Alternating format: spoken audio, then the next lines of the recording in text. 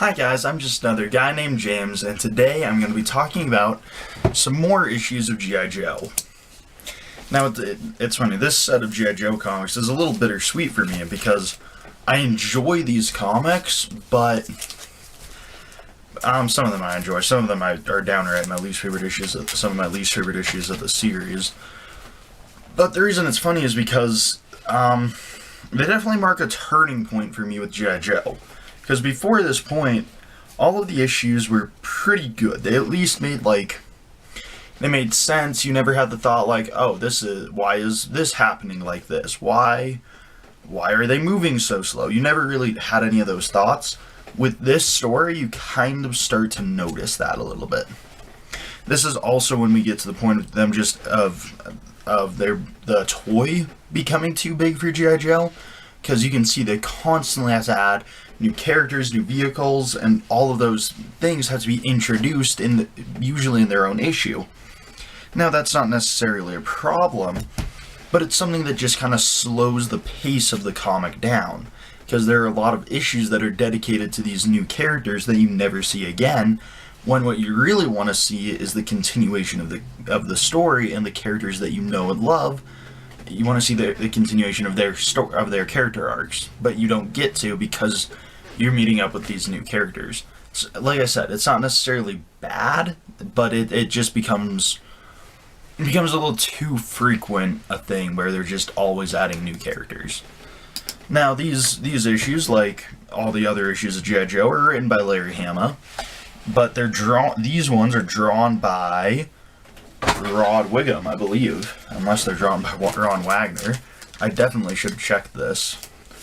But here we are. Okay, let's see.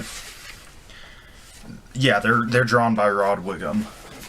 And Rod Whigham does a good job characterizing the Joes. It's more clean, tight artwork, but it's nothing special. But yeah. Honestly, let's just hop right into the story, which begins with Destro and Cobra's new mad scientist, Dr. Mindbender, stealing the body of Genghis Khan. But back on Cobra Island, we see that Cobra Commander has commissioned Dr. Mindbender to create the ultimate soldier. Okay, there are a few things I should mention here. You should really go back and watch a couple G.I. Joe videos. But for now, I'll just give you a quick rundown. Cobra, they're the bad guys. G.I. Joe, they're the good guys. Cobra Island is the island that Cobra made that is their sovereign territory. One of the other locations that I'm about to mention is Springfield. That is Cobra's hideout on the United States landmass. And then there's the Pit, which is G.I. Joe headquarters, and Fort Wadsworth, which is the military base that the Pit is located under. And I think that's all the locations that you need to know.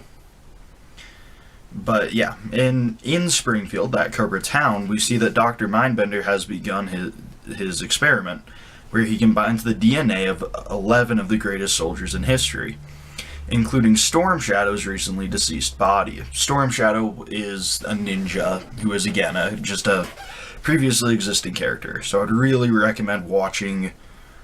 You probably just need to watch the last G.I. Joe video on the channel. It'll be linked in the description. Later, in a different part of Springfield, we see that the Dreadnoks, they're Cobra's mercenaries, have Ripcord. Ripcord is a G.I. Joe disguised as Zartan. Zartan is the head of the Dreadnoks, but Ripcord is currently disguised as him. And we see that Ripcord has his cover blown when he calls G.I. Joe headquarters and tells them that the location of Cobra's United States headquarters is in Springfield. But he's captured after the call is made. In the Pit, we see that Hawk is scrambling all the Joes to go to Springfield and extract Ripcord. Hawk is the general in charge of the G.I. Joe team. The Joes go flying in using 3 separate teams to attack at various points. On the ground in Springfield, we see that Mindbender's science project is successful, and Serpentor, the perfect soldier, is born. And as Serpentor is being born, the Joes take out the power plant of Springfield, and Destro leads the evacuation of Springfield while the Joes take the airfield and lead a defensive party into battle. The recon team has been caught in the middle of Serpentor's progression to the airfield, but are holding off the Cobras until Serpentor spurs them on by showing he is only willing to send his men into danger that he will follow them into. So the Joes are forced to run, and they find a garbage truck and they run off. Hawk leads a strike force to Cobra's assumed tactical base at the Museum of Natural Science, but back at that said tactical base, the Dreadnoks encounter the newly resurrected Storm Shadow, and Destro is still evacuating, and he's able to lead all the Cobras out, and he goes back to save Serpentor. The Joes make it to the base and rescue Ripcord, but they can't find any of the Cobras because Storm Shadow ran off with the Dreadnoks. The entirety of Springfield is blown up as Destro and Baroness send off all the Cobras in freight helicopters before running in to save Serpentor, who left all his Hiss tanks to charge down the Joes by putting a brick on the gas, covering the noise of their escape. On Cobra Island, we see that Cobra Commander means to kill Serpentor before attempting to usurp his power. We then see Storm Shadow and the Dreadnoks meet up with Zartan's sister, Zorana. Cobra Commander has snipers lined up to kill Serpentor, but Serpentor lands his helicopter an inch away from the commander's face, and then he runs out and hugs him so that the snipers can't get a clean shot. Then the rest of Cobra's commoners come in singing Serpentor's praises, so Cobra Commander lays off his plans of assassination for fear of mutiny. Back at the swamp, we see the Dreadnoks meet the rest of Zartan's siblings, and they decide to break Zartan out of the pit. The Dreadnoks sneak into the pit in disguise and get Zartan out almost unnoticed. Storm Shadow abandons the Dreadnoks and goes further down into the pit. Up at the top of the pit, we see that Cross Country, who's a new Joe, notices that the Dreadnoks are impersonating some Joes because he'd just seen them back at the airbase. And the Dreadnoks run off to the swamp. And in the swamp, the Dreadnoks split up, half going to the Thunder Machine, which is this car thing, and half taking off on the swamp skiff that they were riding earlier. Some of the Joes confront the Dreadnoks in the swamp skiff and take it down, but the Joes get chased off by the Thunder Machine. So Cross Country and Sergeant Slaughter chase them down in the Havoc. The Havoc is the new G.I. Joe vehicle.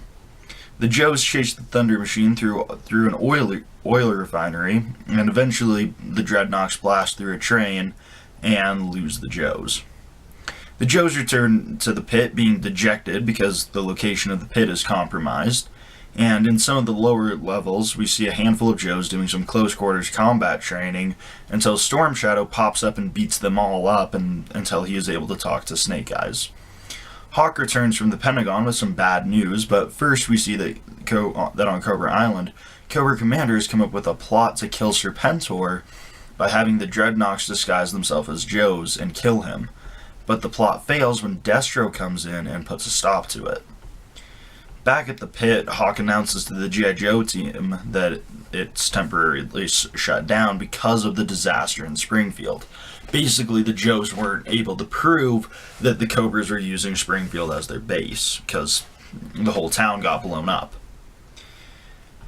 And to end this issue, we see that Storm Shadow has gone off to live in Snake Eyes' cabin with Snake Eyes' pet wolf, Timber.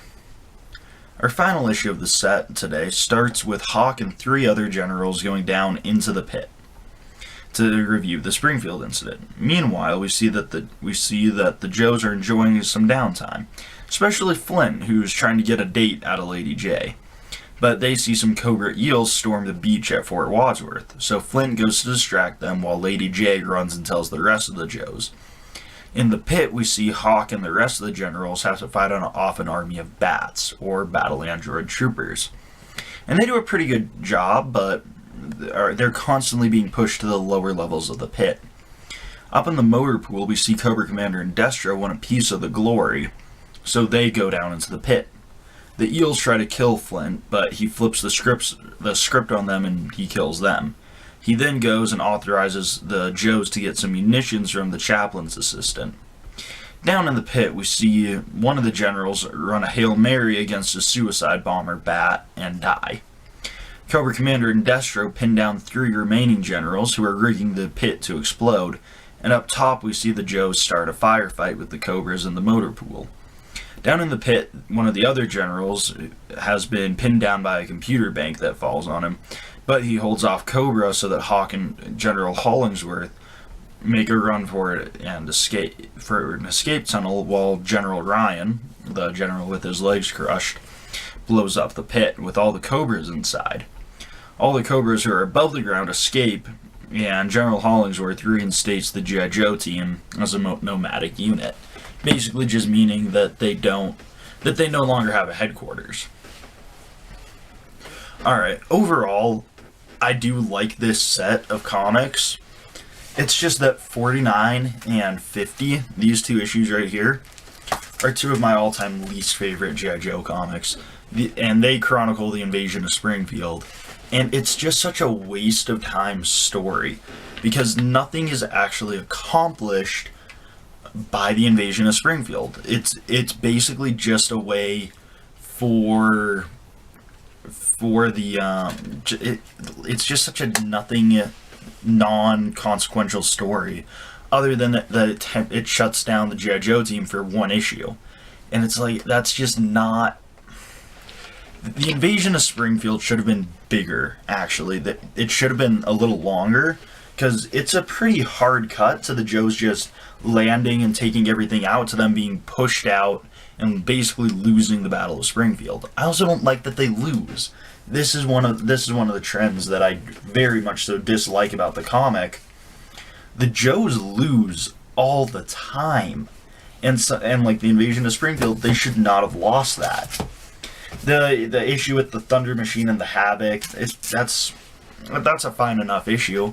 It's just not a personal favorite. But yeah, it does no harm. It just kind of says, oh, some time has passed between these events.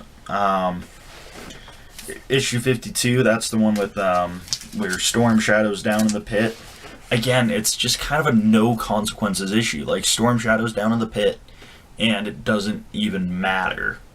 Like, this is the issue where the pit gets shut down at the end, and it basically just serves to write Storm Shadow out of the comic, which is stupid because 4 issues ago, Storm Shadow was dead, and I don't know why they brought him back just to have him leave and go sit up on a mountain in a couple issues. It just seems like they should have kept him dead, or they should have either kept him dead or never killed him in the first place. Either one of those options would have been better. Now, easily the best issue of the set is the actual invasion of the pit. It's a great issue. It's issue 53 with the special anniversary cover. It's an all-time favorite, actually.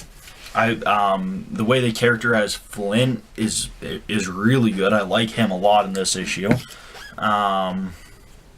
Yeah, Hawk actually does something, and it doesn't feel forced like it did in the last set, where it's like, why is Hawk even doing anything in this? He's the general. Now it just feels more justified that Hawk is in action. Yeah, the Joe's response in issue 53 to almost immediately just hopping into the fight is great.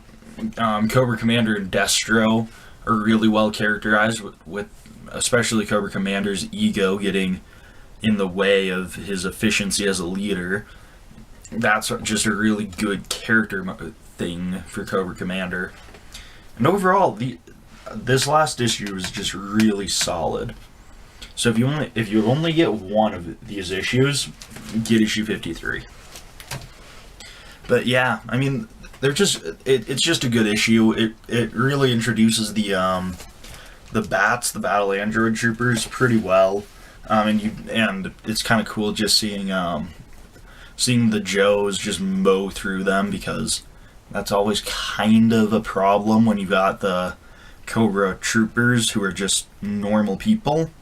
It always is a little like, should we really be, from the writer's perspective, maybe it's like, should I really be writing this in a comic for kids that, these guys kill that many people. I never personally have an issue with that, but I get that some people might. But yeah, the art's good, the story's good. I think what I like about issue 53 is that the G.I. Joe team feels small again. And I like the idea of the G.I. Joe team being a nomadic unit. But something that we're going to see with the next chunk of G.I. Joe comics that we talk about is that that's not an idea that actually sticks around very long, which is a shame because I think it's a really good one. But for now, that's all I've got. So, in the meantime, I'm just another guy named James, and I'll see you guys next time. Bye.